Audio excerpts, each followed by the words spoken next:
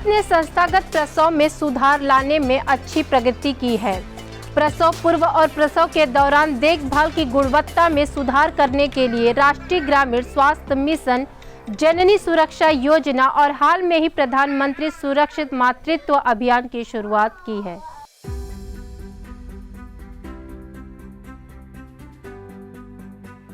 संस्थागत प्रसव यानी अस्पतालों में प्रसव को प्रोत्साहित करने के लिए आशा कार्यकर्ताओं को काम सौंपा गया है और नगद लाभ भी प्रदान किया जाता है, जिससे मातृ और शिशु में मृत्यु दर को कम किया जा सके।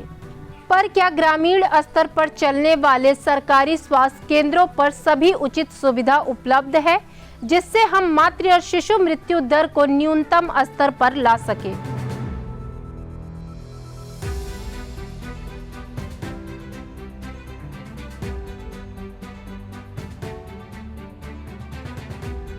मैं शबनम आप सभी का स्वागत करती हूँ साप्ताहिक शो आवाज हो बुलंद में।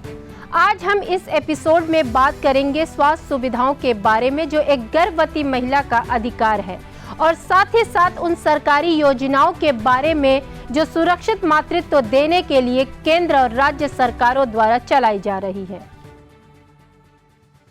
सभी सरकारों को ये सुनिश्चित करना है कि प्रत्येक महिला का सम्मान और गरिमा के साथ एक स्वस्थ बच्चे को जन्म दे। सभी महिलाओं को गर्भावस्था में, प्रसव पूर्व, प्रसव के दौरान और प्रसव के बाद के कई सप्ताह तक देखभाल कुशल स्वास्थ्य कर्मियों द्वारा मिलनी चाहिए। अस्पतालों में बुनियादी सुविधा जैसे भवन, पीने का पानी, शौचालय के साथ ही साथ अल्ट्रासाउंड जांच और एम्बुलेंस की उपलब्धता सुनिश्चित होनी चाहिए। आज हम हमारे ही द्वारा की गई एक ऐसी रिपोर्ट दिखाऊंगी जो कि वाराणसी के दानगंज प्राथमिक स्वास्थ्य केंद्र की है। प्राथमिक स्वास्थ्य केंद्र पर मूलभूत सुविधा की भारी दिक्कत है। बिना सुविधा के यहाँ डिलीवरी करवा दी जाती है, जिससे माँ और बच्चे दोनों के जान को खतरा रहता है। यहाँ डॉक्टर के साथ साथ दूसरे स्टाफ की भी कमी रहती है। टॉयलेट में गंदगी रहती है और पानी की बहुत ज़्यादा किल्लत होती है। ये ना मैं नहीं चाहिए ना, ये टू जेड कोई डॉक्टर ही नहीं है। एक दाई है, दाई को क्या रहता है? दाई तो जो रहता है वही साफ सफाई, यही सब का काम होता है। बस जो दाई है वो उसका हम बोलेंगे मैम उसका बच्चा देख लीजिए, अभी हो जाएगा कि नहीं, 2 घंटा 3 घंटा लगे। वो मतलब हाथ लगा कर देखी तो एक ही हाथ में ग्लव्स पहनी है, बताइए, वो भी सरकारी नहीं प्राइवेट पहनी है। सवेरे 4 बजे हमें बोतल चढ़ लगी बच्ची के। 9 बजे नहीं लगा? नहीं, 9 बजे ना लगा। 4 बजे बोतल लगल है, तभी बोतल निकलल है भाई के, तभी से देखा खून जाता। डॉक्टर कोई नहीं है? नहीं, बस दाई जी है। तब भैया 10 बजे तब पोसवा तो कोरोना का सुई ले गई है कि डिलीवरी देखी है। गई सोइया नहा धो के तब सुई फुई लगई है, तब वही न रही है तो दाई जी हुआ देंगे। टाइम तो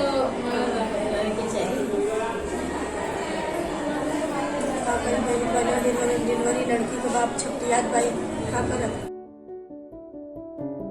रामगढ़ के सामुदायिक स्वास्थ्य केंद्र गोला में अल्ट्रासाउंड एवं एम्बुलेंस की व्यवस्था नहीं है। साथ ही भवन जर्जर स्थिति में है। इसकी सूचना कई बार रामगढ़ उपायुक्त एवं सिविल सर्जन को दी गई है, लेकिन अब तक इस पर कोई कार्यवाही नहीं हुई है। रंजू देवी बताती है कि पूर्व में प्रसव के दौरान सही उपचार नहीं होने के कारण किस तरह अपने बच्चे को खो दिया। यह परेशानी आए दिन हर एक गर्भवती महिलाओं को झेलनी पड़ती है। बच्चा जन्म के बाद खराब हो गया। तुम डॉक्टर आके नहीं जांच किया? नहीं मैडम, सब कौन से खाली चुभावला तब बाद हिचकले हुलकले तो सारा नहीं कर ला, तब बोल जाए बच्चा जिंदा नहीं है।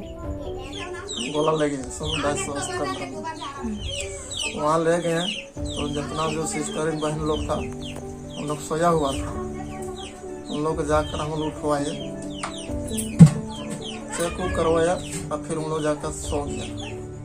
और जो मेरा पेशेंट जो था दर्द से तो हम लोग रो रहे थे, और उन लोग को बुलाने जाते हैं तो थोड़ा सा देखता है फिर सो जाता है। इसी बार लापरवाही चलती मेरा बच्चा हुआ डेट किया।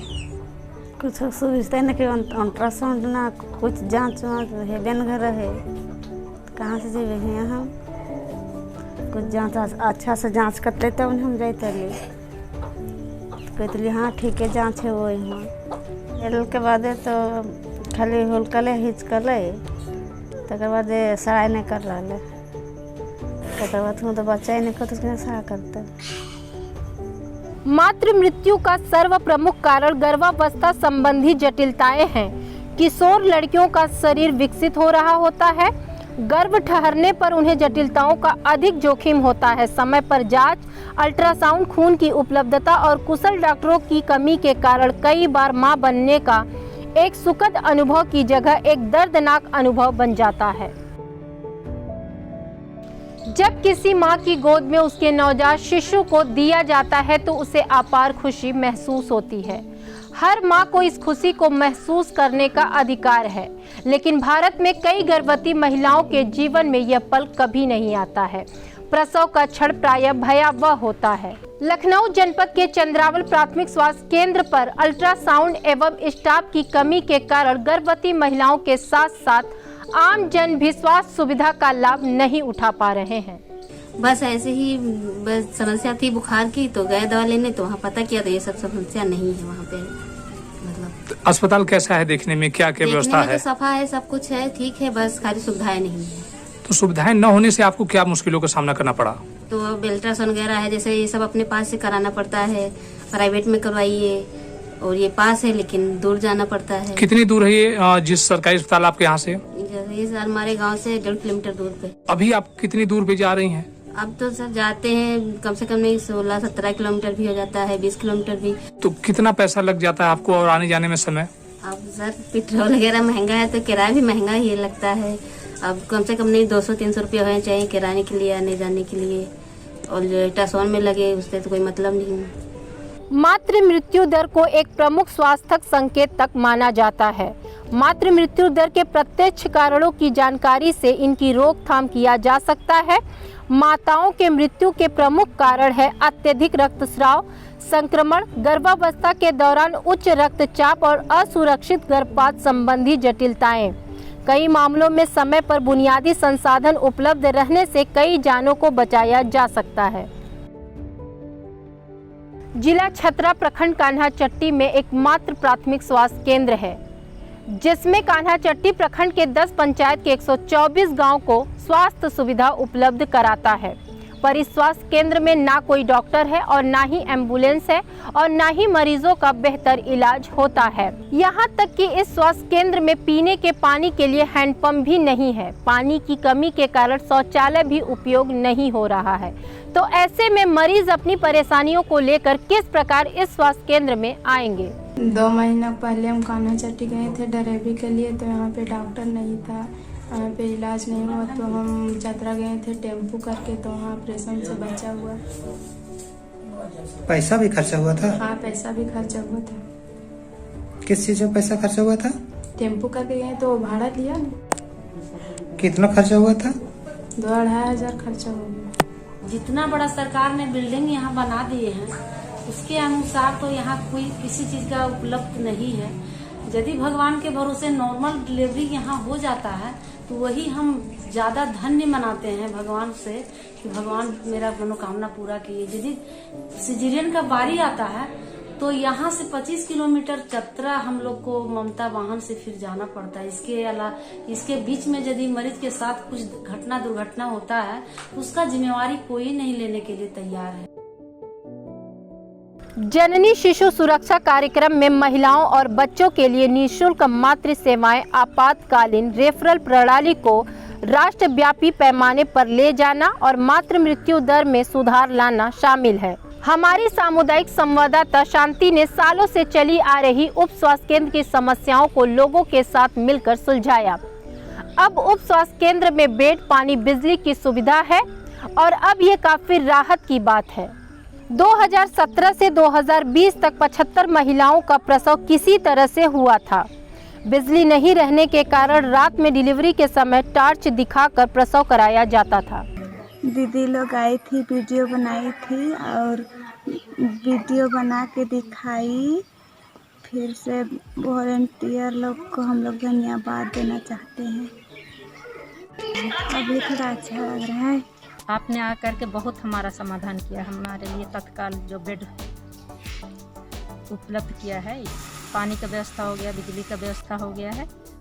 मैं अपने दिल से धन्यवाद कहती हूँ वीडियो वॉलंटियर ग्रुप को, क्योंकि इस संस्था के द्वारा हमको जो भी समस्या का निदान नहीं हो पा रहा था, उस समस्या का निदान करने के लिए मेरा सहायता और मदद की है। प्रधानमंत्री सुरक्षित मातृत्व अभियान स्वास्थ्य एवं परिवार कल्याण मंत्रालय द्वारा शुरू किया गया। इस अभियान के तहत प्रत्येक माह की 9 तारीख को सुनिश्चित व्यापक और गुणवत्तापूर्ण प्रसव पूर्व देखभाल निःशुल्क प्रदान की जाती है। जैसे ग्रामीण क्षेत्रों, शहरी स्लम और गरीब घरों की महिलाएं, किशोरी माताएं एवं अनुसूचित जाति और जनजाति समूहों की महिलाएं। ग्रामीण स्तर के स्वास्थ्य सुविधाओं में भी सुधार लाने की जरूरत है, जिससे एक सुखमय मातृत्व जीवन महिलाओं को मिल सके, जो कि उनका अधिकार है। इस एपिसोड में दिखाए गए सभी वीडियो का लिंक डिस्क्रिप्शन बॉक्स में दिए गए हैं। अगले एपिसोड में कुछ नए मुद्दे और सामुदायिक प्रयासों से हुई बदलाव की कहानियां लेकर वापस आएंगे। तब तक कोरोना से जुड़ी सभी सरकारी गाइडलाइन का पालन करें। धन्यवाद।